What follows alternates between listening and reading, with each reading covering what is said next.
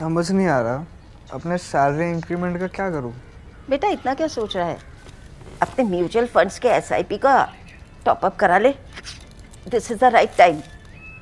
क्या? समझ में नहीं आया। बेटा इतना क्या सोच रहा है? अपने म्यूचुअल फंड्स का एसआईपी टॉपअप करा ले। This is the right time. अब समझा।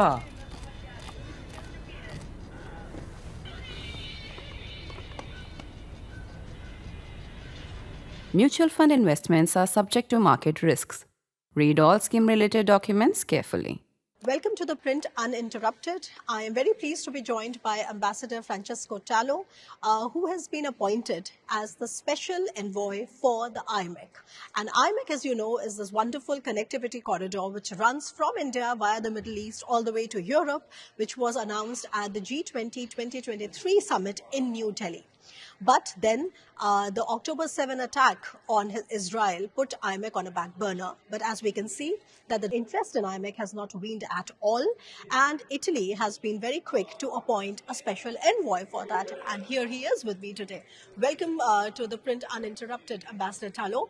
Please tell us, what are the developments on IMEC from Italian perspective? Well, we think that IMEC is a great opportunity for both our countries, India and Italy, and for a wider region. And it's really an opportunity to grow together. It's really the possibility of enjoying the space of growth that invests the Indo-Pacific, but also what I like to call the Indo-Mediterranean.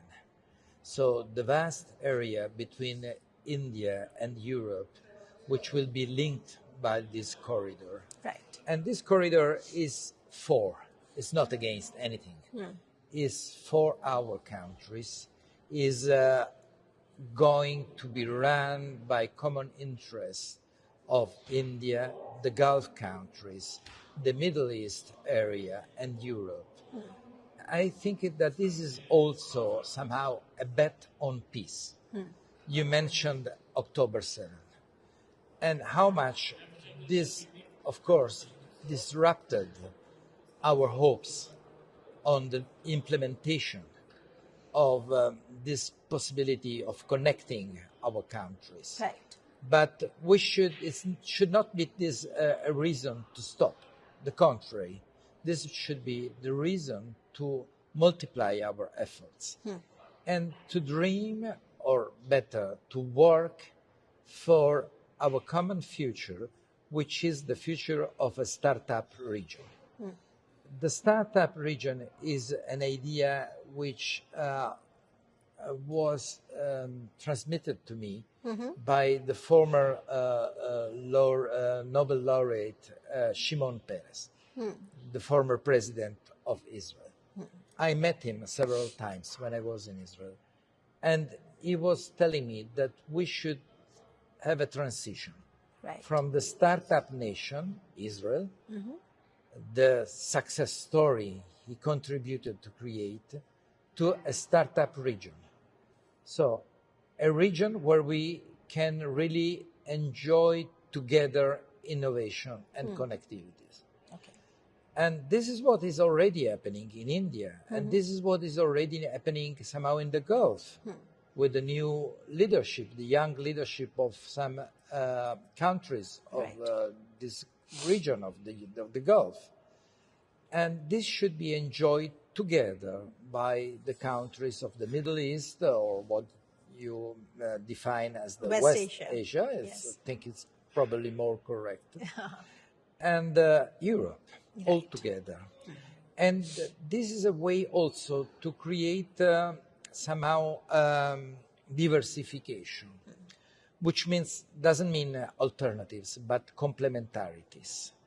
So to have new routes in order to multiply opportunities. Right. No, I'm glad you mentioned the word complementarity, because I think from India's perspective as well, that's what we are looking at. We have multiple connectivity projects in the region, and of course, IMEC also presents a huge potential for us to sort of enjoy the fruits of connectivity. But even before we come to the normalization process, which was underway between Israel and Saudi Arabia, which happens to be one of the unfinished projects of the Abraham Accords. But there are still many problems with IMEC, Ambassador. For example, I mean, what about the logistics issue? IMEC is a combination, it's a multimodal corridor. So it's a combination of first the sea route, then the land route, so railways, and then again sea route. So how do you iron out the differences, the logistical differences, the various different legal frameworks of different countries that these multimodal corridors run across? So there has to be some kind of a blueprint for that. And you being the special envoy for IMEC, I mean, is it something that you discuss?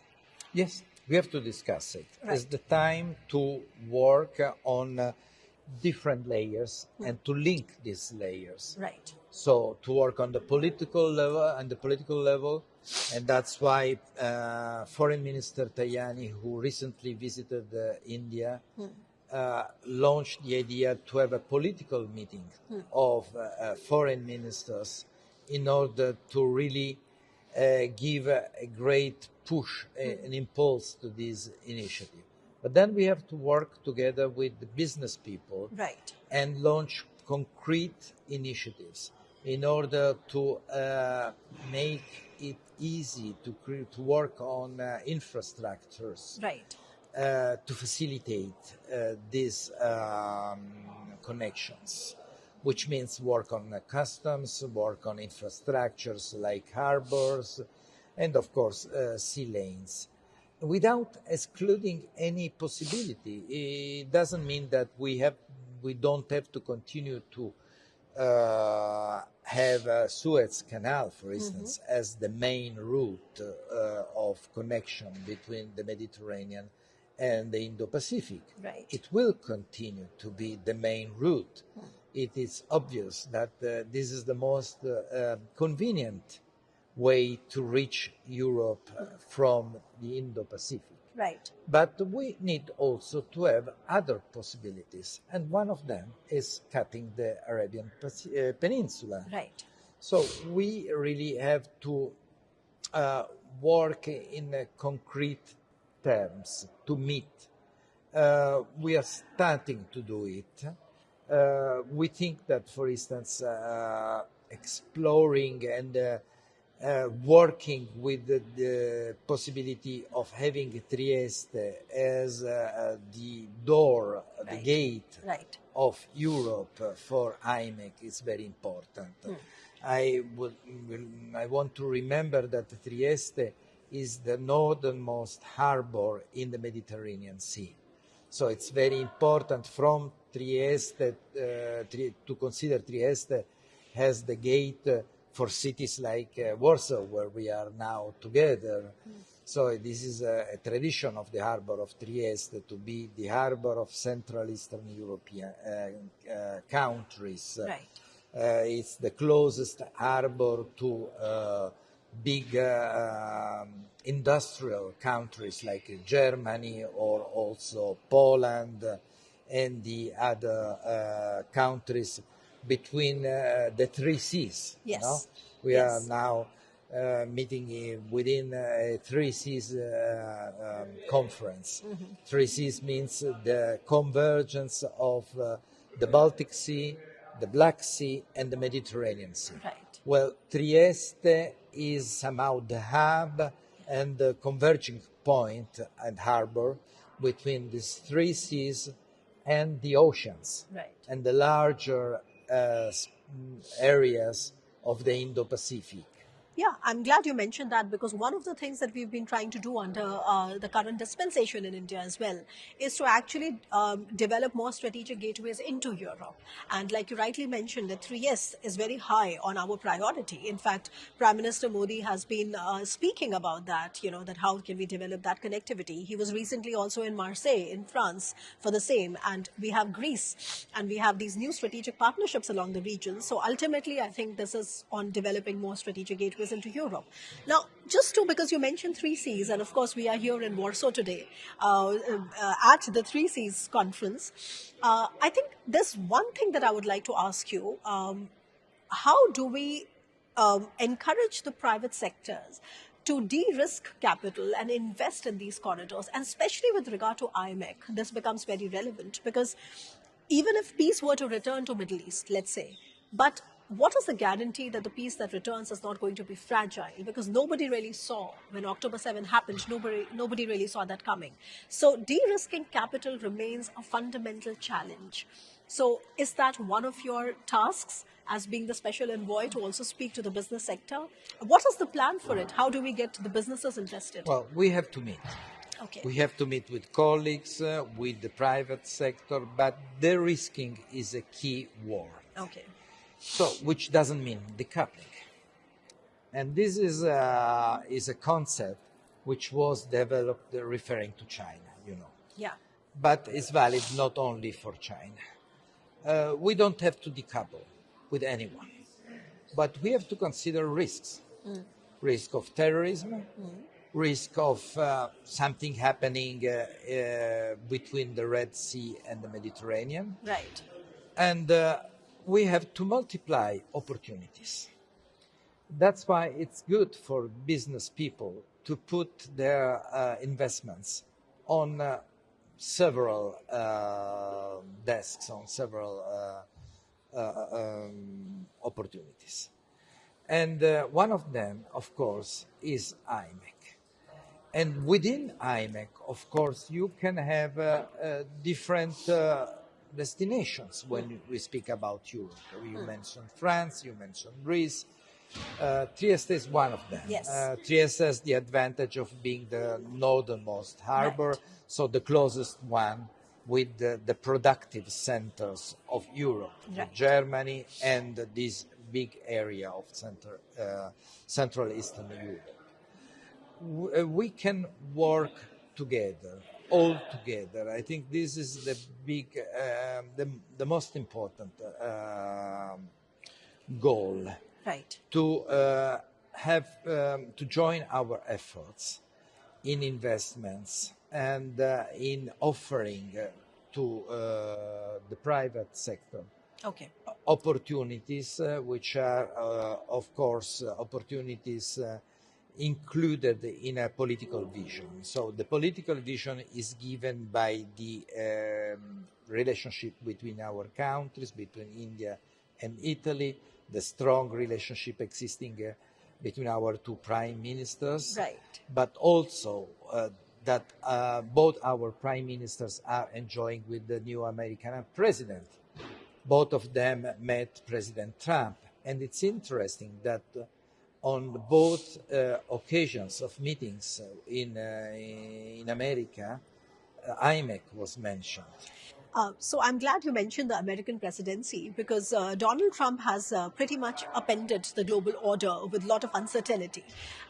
During the first Trump administration, there was a lot of support for example, the 3Cs, right? I mean, we've discussing 3Cs today.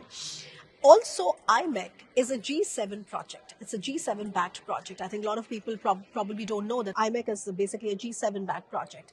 Under the current presidency of Donald Trump and the way you see a tariff war unfolding in the world, what do you think are the prospects for IMEC? Would you think that the Americans would be as interested in supporting it? I would like to understand. Yes. I mentioned the meetings Yeah. of Prime Minister Modi and Prime Minister Meloni.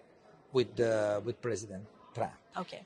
And in both occasions, from the American side, there was a great support for IMEC.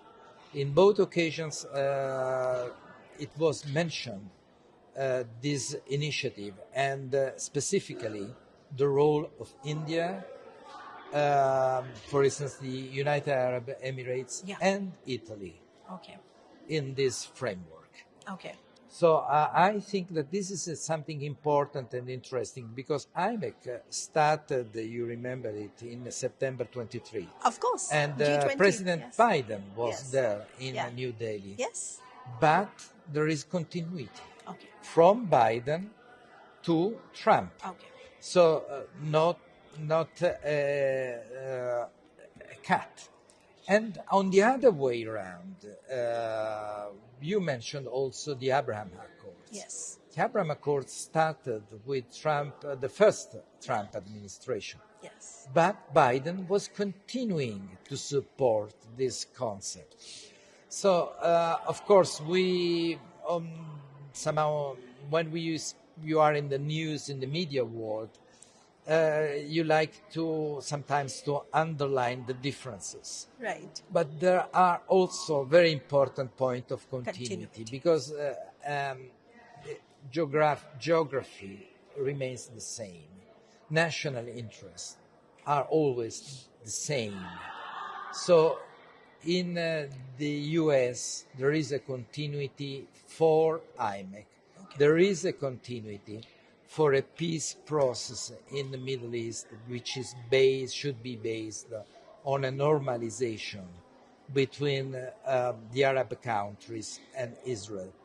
And so we can work consistently. So I'm glad you mentioned that there are, despite all the uncertainty around Trump 2.0, there are still certain continuities that you see and that are going to be ultimately in the best interests of all the stakeholders. But now, just Ambassador, if you can help me also understand that how does the three Cs? I mean, we are here for three Cs. What opportunities do you see with the three Cs? I mean, IMEC's European leg is ultimately going to benefit from joining the three Cs, isn't it? But what are your thoughts on that? Well, no, I think there is again, I use the word complementarity. Right. A good complementarity between these two initiatives, and but they are not the only one. Of course, I would like also to mention the Central European Initiative. Today in our conference, someone remembered how important is the Central European Initiative, which is another one among countries of this wide region of Central Europe, how important it was in order to facilitate new countries to join the European Union, countries of Central Europe. But still, there are few countries in the Western Balkans which are not yet in the European Union, and they are interested. So Central European Initiative, which is based in Trieste, is also important. Right. But the more the better. Okay. So there is the Central European Initiative, there is the 3Cs initiative, and someone also said that the Central European Initiative is somehow about internal integration within the European Union, within Europe, while IMEC is the external opportunity. So here is the complementarity. Right.